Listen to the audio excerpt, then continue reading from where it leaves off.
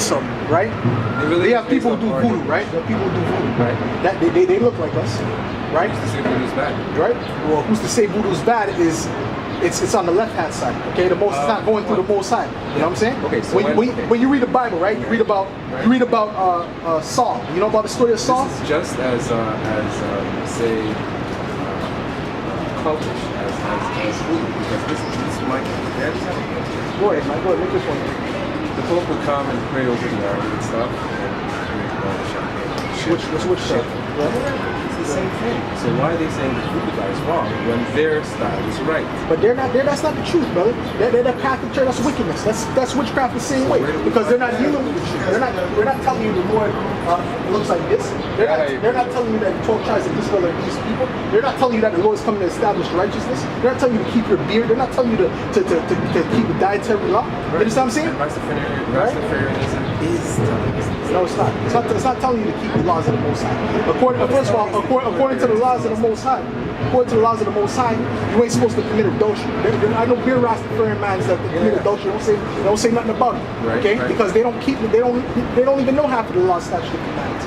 Okay, what they do is they believe weed is the they like to incorporate weed into their thing. Weed is the healing of the nation, this and that, and it's Selassie is the Messiah, which is false doctrine. There's a lot of holes I see in it, but why I say it has its place is because out of all the things that are available for a questionable young man, right?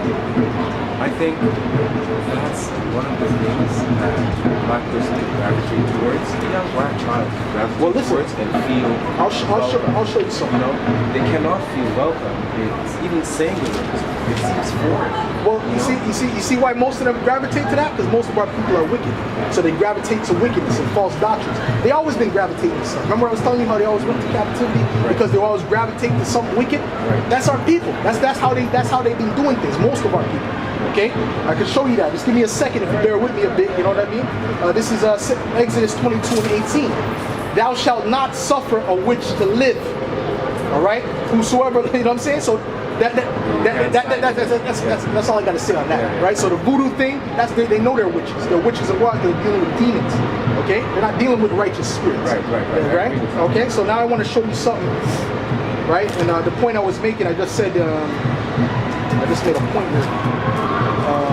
You remember what I just last said there? Matthew 22? No, I just said something. I was going to show you a point about something. If you bear with me, I said. How do you know it's the last? Huh? That was the question. No, that was before. We was on something. You're talking about Rastafarianism. Oh, okay, yes. Our people were given to wickedness, right? Right. I'm going to show you something. I'll show you something that's going to show you this is our people to a T. Okay.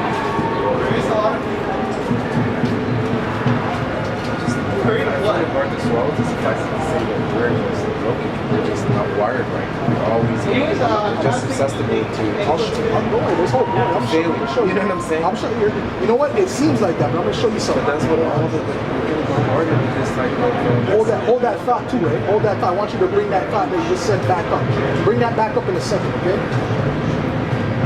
Because that's a good question. That's a good point that you're making there. Because I have two little sons. Yeah. 4-year-old and a 2-year-old. And this world is not a place to raise a child. This place is very wicked and evil. You don't know if your kid's gonna grow up and be a drug dealer or this and that. What you do is I'll show you. I'll show you. You have to come back to the last lecture. You know, what do we do? Just give up? There's no hope. You know what I'm saying? So what I'm trying to do is this is the real. I'm just trying to work with the system. Show them the right things. Work with the system. Because it's one of my biggest fears to have my kid ostracized in school because he looks like he tries to believe something. Well, you know what I'm saying? that's gonna happen no matter what, because that's just, first of all, that's how people are, right? Now, right? That's how people are. They don't judge on the spirit; they judge on the outward appearance. You can't expect nothing more in a carnal society. Why is it bad? Why is our outward appearance bad? Why is our outward appearance perceived Well, as the thing is this: these people don't know no better. They don't know how to judge righteously. They're not dealing with righteous judgment. They're dealing with the judgment of the world, whatever they're taught in the world. So whatever they're thinking there, they don't have a filter. This is the filter. That's what I'm trying to show you. There's something that you need something to filter it. If you don't have a basis, this is what I stand upon. You don't all this gray area. But when you talk to regular people, they have a lot of gray area. That's what I It has a lot of gray area. I know. I have one of my best friends in the world was a Rastafarian, and still is. Right? I chop him up with the scriptures all the time because they don't really know that he was reading. He used to sit down and read the Maccabees when I wasn't even really into the Bible that much. You understand what I'm trying to say? Right? So it's just the fact. The point of the matter is there's the right, there's a truth, there's the truth. It has to make sense. It has to be able to answer all the questions. Right? It has to be able to answer everything. Right? And then there's gray areas. There's this. Oh, I think it's this and this, but I can't answer that. You understand what I'm trying to say? You have to have everything. But I'm going to show you something, brother. And, any question you come to us with, I'm going to answer the question. All right? You understand what I'm saying? So I'm going to show you something. This is Exodus 32 and 22. All right? And Moses said unto Aaron, what did this people unto thee, that thou hast brought so great a sin upon them? Okay? Because our people, when we were brought out of Egypt, right? The Most High did all these miracles, split the water, made our people walk through, had a chariot with light of fire by night and a cloud by day, guide them through the wilderness, did all type of miracles, man. All right, hit the stone and made water come out of it for the people because the Most High loves our people, right? What did our people do? Once Moses went to go get the law, statute, and commandments, they said, oh, he must be dead, right? Because he didn't come back in a certain amount of time. He must be dead. Let us worship the golden calf again. That's what they said, and that's what I'm reading right now. Because our people are given to wickedness, like I was telling you before. They're attracted to that wickedness. And that golden calf is what got you jacked up all this time to the point you're in now. All those different philosophies. Not just that, but all different types of philosophies. I'll show you something else. All right? I just want to continue with this. All right? And Aaron said, let not the anger of my Lord wax hot. Thou knowest the people that they are set on mischief. Okay, because our people are set on mischief, man. 2/3 of our people, man. All right, that's why the Most High always had to bring out an elect. You always have to bring out someone who was good. Daniel, right? Daniel, Meshach, Shadrach, Abednego, right? Who kept the law, statute, and commandment. You understand what I'm trying to say? I understand. I just don't want to believe that we started off broken. Huh? There's no hope. We didn't We're start broken. That was what I'm reading just about. Not wired right. Like if we're so susceptible. Right here, we weren't always broken. We were delivered at this point. Okay, right. This was our first deliverance. Okay, when we were a nation, we were delivered. We were brought out of the land. We were keeping the law, statute, and commandments. We were flourishing. No army could take us down because the Most High was with us. We were flourishing. When you try and say you go from that point of being a flourishing and say, oh, let me try another way, that's when you start to fall. You understand what I'm trying to say? Oh, well, I like the way this, but that's what the garden is all about. That's what even the garden was all about. It was us going for the ways that the Most High said. And now what? Now we die, right? Now we get disease. Now this and that. Now there's, you know what I'm saying? You understand what I'm trying to say? So there's a way to be. There's a way where we have to get back to that's going to allow us to flourish. You understand? But 2/3 of our people, which is the majority, I'm going to read it to you, is going to die and perish because they're not going to come back to the law, statute. They're not going to come back to the truth of the Bible. I'm going to read that for you right now. I know it's a hard pill to swallow, brother, but like we're too far gone. But no, we're not too far gone because the Most High. You know why? You know why? It has nothing to do with us. It has something to do with the Most High because He put that promise upon Abraham, Isaac, and Jacob. So that covenant, that promise, is always going to stand, right? He's never going to let that covenant go. That's right. But He's going to have an elect. There's an elect, okay, that was predestinated from the beginning of the earth. Okay, I'm going to show you something, brother. I'm going to show you. This is Zechariah 13, verse 8. Okay, I understand what you mean. Jake looks gone. You know, they're doing drugs. They're selling drugs.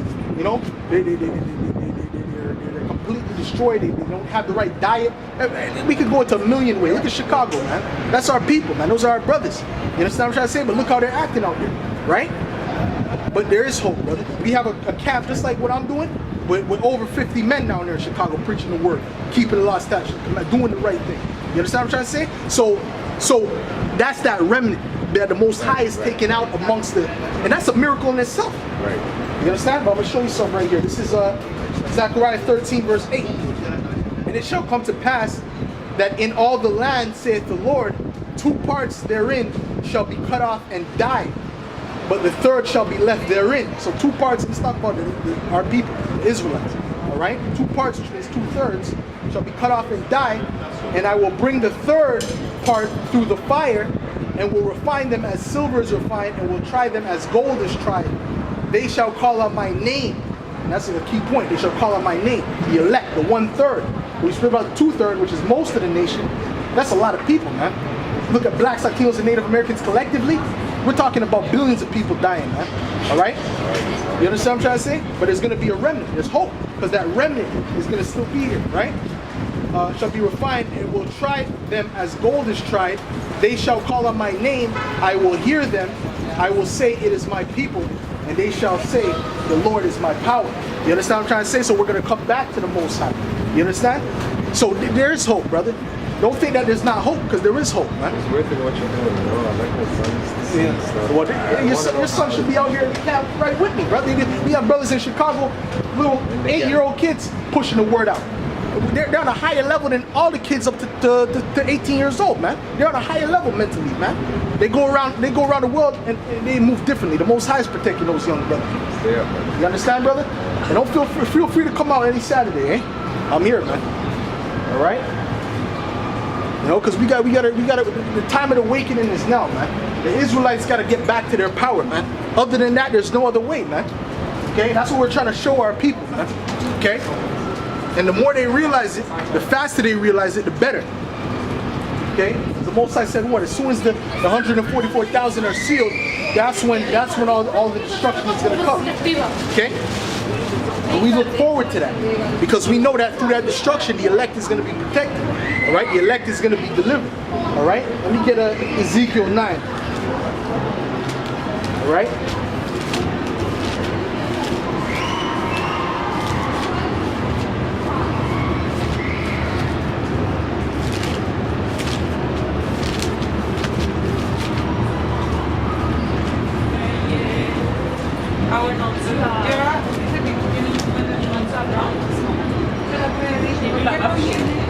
This is Ezekiel 9, verse